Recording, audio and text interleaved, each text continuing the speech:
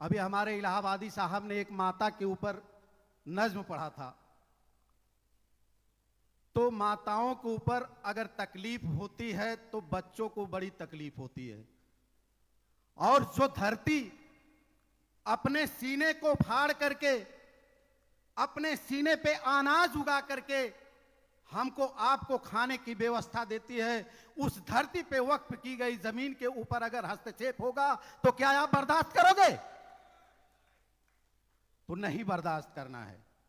आज मैं यहां आकर के सुना हूं, अभी सदस्यता ग्रहण किए हैं माननीय स्वर्गीय मजरूह सुल्तानपुरी साहब। मैं आज सर्च करके उनकी गीतों को देखा हूं, इतनी अच्छी अच्छी गीत जो फिल्मों में उन्होंने लिखा है, ये उनके साथ सीधे सीधे बेईमानी हो रही है। और इस बेईमानी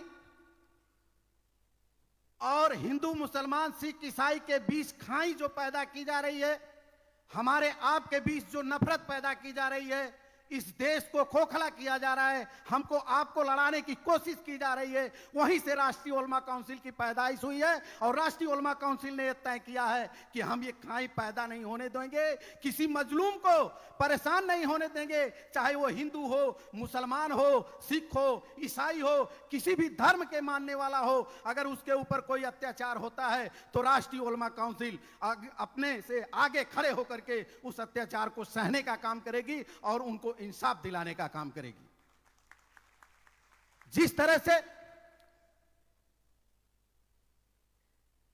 यति नरसिंहानंद जी ने बोला है मोहम्मद साहब के ऊपर, मैं मीडिया के भाइयों से भी कहना चाहता हूं कि वो उनसे सवाल करें। आज जो नवरात्र का पर्व चल रहा है, 9 दिन का व्रत रख करके उत्तर प्रदेश से आया हूं, नवरात्र का व्रत चल रहा है। असत्य पे सत्य की जीत, अपराध पे पुण्य की जीत। ये दशहरे के दिन जो जलाया जाता है रावण का पुतला, उन्होंने कहा था कि मोहम्मद साहब का पुतला जलाइए। मैं पूछना चाहता हूं, कौन से धर्म में लिखा है कि आप किसी धर्मगुरु के खिलाफ बोलने की ताकत रखते हो?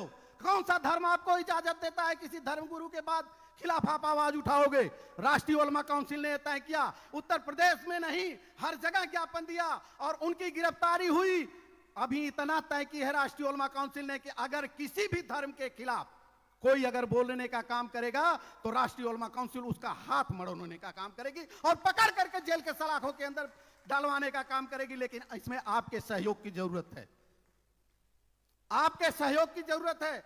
अभी सबकी बातों को आपने सुना है और जब से लोकतंत्र शुरू हुआ है, आपके ही यहीं के रहने वाले थे यूसुफ मेहर अली साहब, बॉम्बे में ही जन्म हुआ था उनका।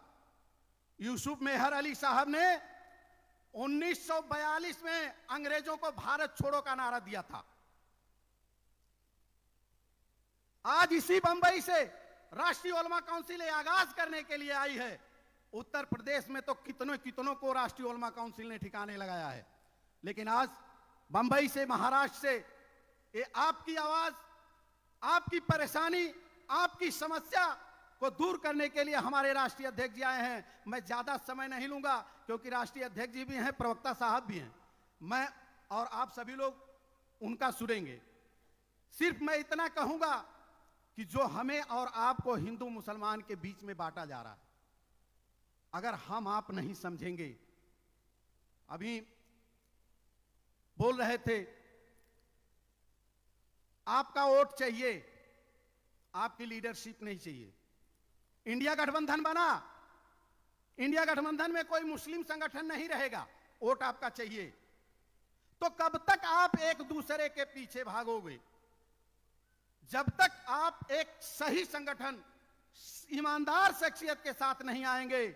ये सोचो कि आपका भला हो, प्रदेश का भला हो, देश का भला हो, तो कभी हो नहीं सकता। इसी तरह से हम और आप बढ़ते रह जाएंगे। मैं आज कहना चाहता हूं कि यदि आप एक साथ रहो तो जिस तरह से लता मंगेशकर ने गाना गाया था, लिखा नहीं था, लता मंगेशकर ने गाना गाया था, उनको 2001 में भारत रत्न दिया गया, मजरूह सुल्तानपुरी को भारत रत्न क्यों नहीं दिया गया? अगर आप साथ दो तो इस सरकार को मजरूह सुल्तानपुरी को भारत रत्न देना पड़ेगा, किसी भी कीमत पे देना पड़ेगा। ये राष्ट्रीय उलमा काउंसिल लेकर के रहेगी।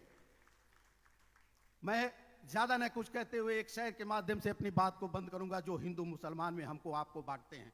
आज आप लोग इतनी बीजी शहर मुंबई से आप लोगों ने जो अपना कीमती समय दिया है, जो हिंदू मुसलमान में बांटते हैं, अगर हमारी आपके घर के परिवार के किसी की तबीयत खराब होती है तो हम आप जब हॉस्पिटल जाते हैं ब्लड लेने के लिए, तो वहां कभी कोई ये नहीं कहता कि हमें मुसलमान का ब्लड दे दो, कोई ये नहीं कहता हमें हिंदू का ब्लड दे दो, कोई ये नहीं कहता कि हमें किसी बिरादरी का ब्लड दे दो। तब वहां जाकर के ये कहते हैं कि फला ग्रुप का ब्लड है, हमें दे दीजिए, नहीं तो हमारे बच्चे की जान नहीं बचेगी, हमारी माँ की जान नहीं बचेगी, हमारे भाई की जान नहीं बचेगी। तो इसी के साथ एक शेर के बाद अपनी बात को बंद करूंगा। एक आदमी ऐसा तलाशो, एक आदमी ऐसा तलाशो जो करके ये दिखा दे, शीशे को मोम, मोम को पत्थर बना दे, लाया हूं बंद बोतल में, किस जात का लहू है कोई डॉक्टर बता दे, किस जात का लहू है कोई डॉक्टर बता दे। जय हिंद, जय उलमा काउंसिल।